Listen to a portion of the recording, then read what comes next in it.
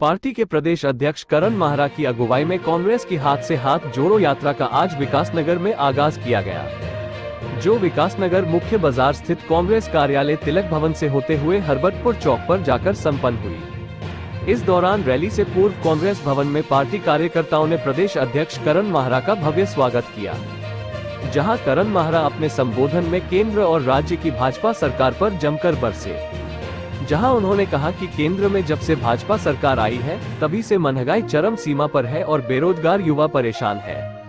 साथ ही उन्होंने आरोप लगाया कि भाजपा सरकार ने देश की जनता को हिंदू मुसलमान में बांटने का काम किया है।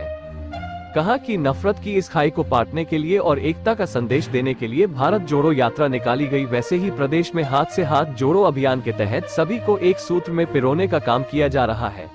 वहीं उन्होंने जहां एक और प्रदेश सरकार पर अंकिता भंडारी हत्या, पेपर लीक मामले, नकल विरोधी कानून और बेरोजगारों पर लाठीचार्ज को लेकर तीखा हमला बोला, तो वहीं अदानी अंबानी को लेकर केंद्र की मोदी सरकार को हम दो हमारे दो की बात कहकर घेरने की कोशिश की। ब्यूरो रिपोर्ट भी संदेश।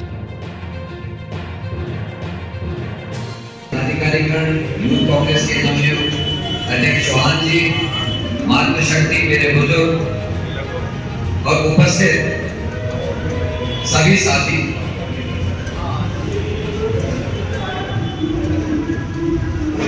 अभी कुछ दिन पहले हम सब के नेता आदरणीय राहुल गांधी जी ने 4000 किलोमीटर की यात्रा, पद यात्रा पूरे भारत में कन्याकुमारी से लेकर कश्मीर तक की, और जो भारतीय जनता पार्टी ने हजारों करोड़ रुपया खर्च करके हमारे नेता की छवि को खराब करने का काम किया था, उनको नॉन सीरियस पॉलिटिशियन बताने का काम किया था, उसको 5 महीने की उनकी यात्रा ने धोखे रख दिया। आज मीडिया इस बात का जिक्र कर रहा है कि चाइना से थ्रेट है, पाकिस्तान से नहीं, और इस बात को राहुल गांधी 5 साल पहले कह चुके थे कि हमको पाकिस्तान से नहीं, हमको चाइना से खतरा है।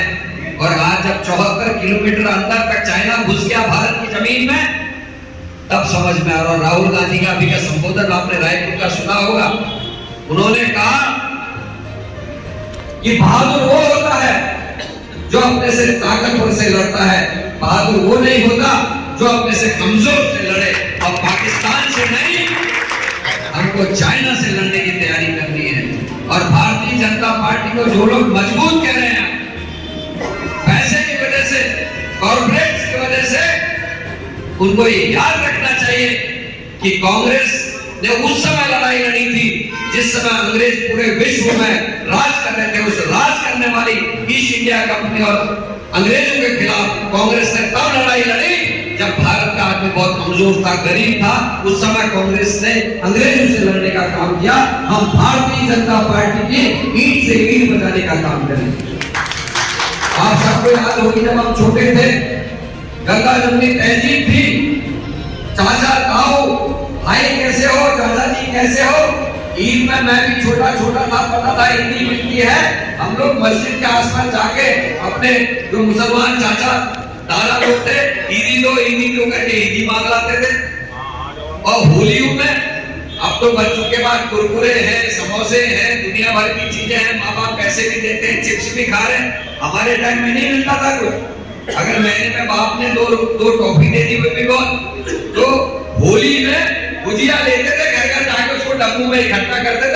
तो यात्रा जो चली थी राहुल गांधी की 4000 किलोमीटर वो चले कन्याकुमारी से कश्मीर तक, उसको आम जन तक पहुंचाने के लिए हाथ से हाथ जोड़ो यात्रा निकले, जिससे आपसी भाईचारा बढ़े, बेरोजगारों की समस्या उठाई जा सके, महंगाई से जुड़ी हुई समस्याएं उठाई जा सके, और जो लोकल स्तर पर स्टेट की अपनी अपनी समस्याएं हैं, जैसे हमारे यहाँ अंकिता मर्डर केस हुआ है, जिस तरीके से भर्ती घोटाला हुआ है, जिस तरीके से जोशीमठ की समस्याएं हैं, उनको भी हम इसमें इंक्लूड कर रहे हैं। और उन लोगों तक ये पहुँचाने की कोशिश है जिनके पास टीवी नहीं है, एंड्रॉयड फोन नहीं है, उन तक भी ये बात है। तो इसलिए हम लोग जो हमारे टाउनशिप्स हैं, कस्बे हैं, उनमें जा रहे हैं। और नेक्स्ट वीक हमारा ब्लॉकों में हमारे कार्यक्रम हो चुके हैं। अब इसको गांव स्तर तक हम तक ले जाने की हमारा प्रयास है, ताकि हर व्यक्ति तक राहुल गांधी का संदेश और कांग्रेस क्या चाहती है वो संदेश हम पहुंचा सकें। आपने भी बात की हम दो हमारे दो की।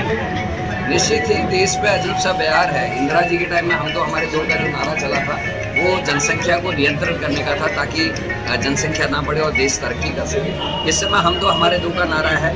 सरकार के जो प्रधानमंत्री और उनके होम मिनिस्टर हैं वो अपने ही एजेंसी से, स्टेट बैंक, LIC से पैसा इन्वेस्ट करा रहे हैं अडानी की कंपनियों में, और अडानी जी हमारे ही देश की जो सरकारी संपत्तियां हैं उनको ऑन एंड होने नाम उसी पैसे से खरीद के अरबपति खरबपति हो गए। और जब पोल खुल गई है तो आज पैसा डूब रहा है। LIC का 70,000 से करोड़ ज़्यादा पैसा डूब चुका है। उसी तरीके से कोऑपरेटिव के 5 बैंक्स पे नो पेमेंट की उनको चिट्ठी लिखी गई है हमारे रिजर्व बैंक की तरफ से।